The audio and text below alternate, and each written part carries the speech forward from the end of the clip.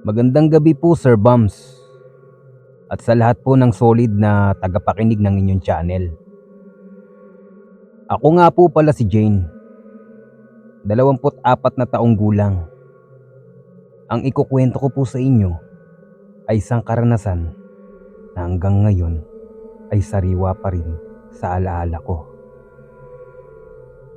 Lalo na tuwing napapadaan ako sa lugar kung saan ito nangyari. Ganito po kasi yun, Sir Bums. Pagkalapit lang po ang barangay namin. Kami po ay taga Barangay Sur at sa kabila naman ay Barangay Norte. Isang ilog lang ang pagitan ng dalawang barangay. Kaya noon, gumawa ng tulay na kahoy ang mga tao para mas madali kami makatawid. Lalo na kung may bibilin sa tindahan o bibisita sa kakilala. Simula elementary pa lang po ako, nandoon na ang tulay na yon.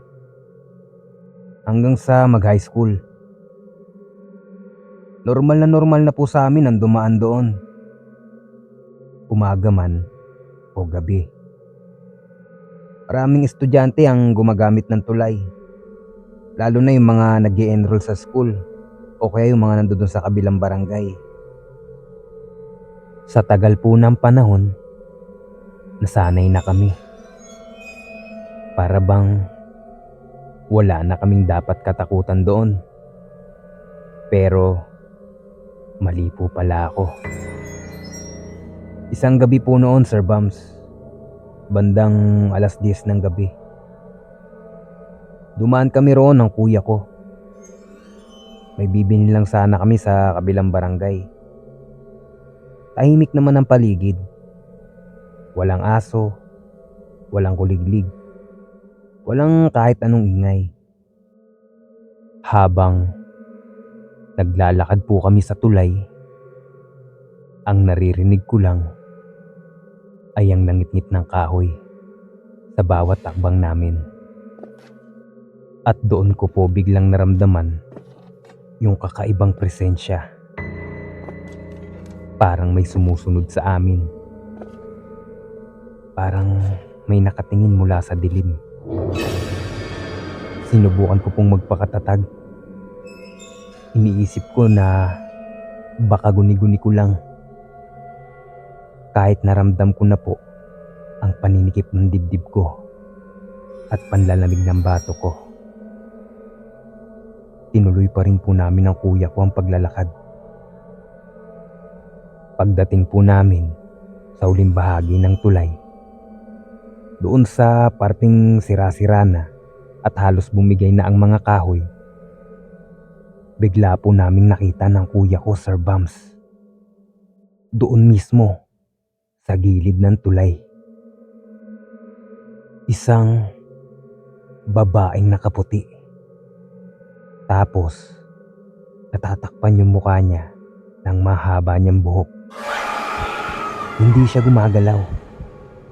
Hindi rin siya nagsasalita. Para pong tumigil yung oras ng sandaling yun. Hindi ko na nga po maaalala kung paano ako nakahinga nun, Sir Bums.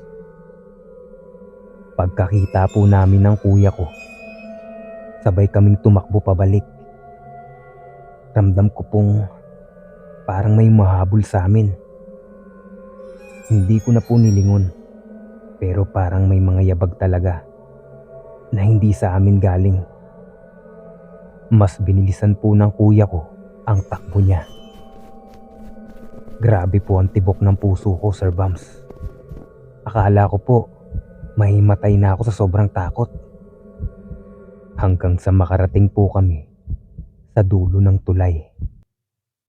At tuluyan na kaming nakaapak sa lupa. Hindi na po kami huminto. Dire-diretso na po kaming tumakbo pauwi. Pagdating po sa bahay, hindi na po kami nagsalita. Hindi namin sinabi sa mga magulang namin ang nangyari. Buong gabi ko pong iniisip, Sir Bums. Tao lang po ba yun na nananakot? o may mga nilalang talaga na nagbabantay sa tulay na iyon. Simula po noon, Sir Bams, hindi na po ako muling dumaan sa tulay na yun kapag gabi. At makalipas lang ang ilang taon, tuluyan na rin po itong nasira at nawala. Pero para sa akin, hindi tulay ang nawala. Ang nawala lang ay ang daanan. Pero yung babae, andoon pa rin.